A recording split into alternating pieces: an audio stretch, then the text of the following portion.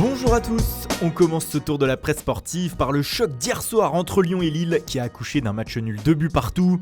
Un score de parité qui fait les affaires du LOSC qui reste à la deuxième place avec 6 points d'avance sur les Lyonnais. Pour l'équipe, ce dauphin du PSG a la peau dure et semble bien parti pour retrouver la Ligue des Champions la saison prochaine. Ce qui n'est pas encore le cas pour l'OL, puisque comme l'écrit le quotidien plus haut, les Verts de Saint-Etienne mettent la pression sur leur meilleur ennemi. Ils sont revenus en effet à 1 point de la 3ème place après leur victoire à Monaco hier 3-2. Le Progrès résume tout cela avec ce titre « Ce sera chaud jusqu'au bout ». Dans la course au maintien, Dijon a hier fait une mauvaise opération en étant balayé à Nantes 3-0. Le DFCO s'enfonce pour le bien public, alors que de son côté, Amiens a ramené un nul 1 but partout de Montpellier et garde le bon cap pour le Courrier Picard. En Espagne, les matchs du Real Madrid comptent pour du beurre désormais, sauf pour ceux qui veulent montrer qu'ils veulent rester la saison prochaine. C'est le cas de Mariano Diaz qui a inscrit un doublé hier lors de la victoire madrilène 3-2 contre Villarreal. Le banc a du mérite, titre As ce matin. En plus de l'ancien lyonnais, Valverde et Brahim Diaz ont aussi brillé.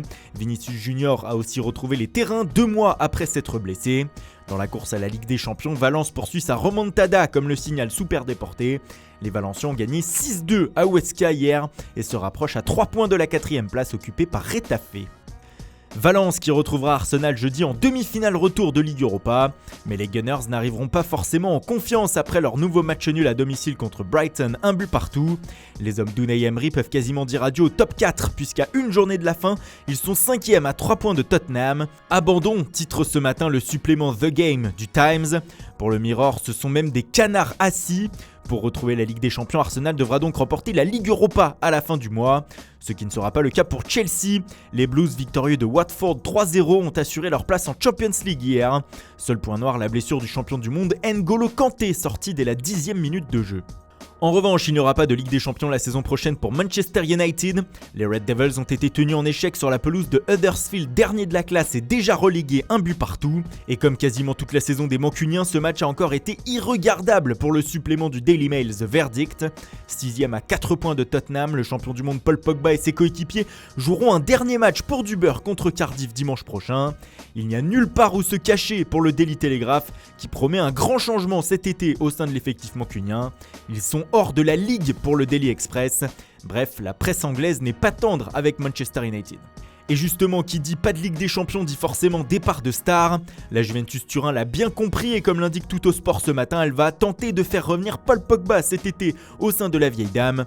La Juve serait même prête pour l'assaut final face au Real Madrid sur le dossier du champion du monde français. Ce sont aussi des heures décisives pour faire venir Adrien Rabiot.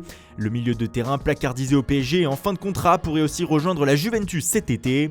La Gazzetta dello Sport résume tout cela dans un petit encart sur sa une. Rabiot est avec De Ligt et James Rodriguez une des priorités de l'été. Dans le sens des départs, soit Paolo Dybala, soit Miralem Pjanic devront quitter Turin durant le mercato. Mais avant de remodeler l'effectif, il faut savoir qui en sera l'entraîneur. Et selon le Corriere dello Sport, ce n'est pas 100% certain que ce soit toujours Massimiliano Allegri. Le technicien italien doit rencontrer le président et actionnaire majoritaire du club, Andrea Agnelli, afin de sceller son avenir. Et si la direction turinoise décidait de changer de tête sur le banc, le PSG serait prêt à offrir un salaire colossal à Allegri, à en croire le Corriere. Étonnant puisque nous sommes seulement quelques jours après la prolongation de contrat de Thomas Tuchel à Paris. Du côté des joueurs, le Parisien évoque ce matin le cas de Julian Draxler, l'Allemand qui enchaîne les performances anodines pour le journal, pourrait partir cet été sans que le PSG ne le retienne. Voilà, c'est tout pour aujourd'hui. Merci pour votre fidélité, bonne journée à tous et rendez-vous dès demain matin pour une nouvelle revue de presse.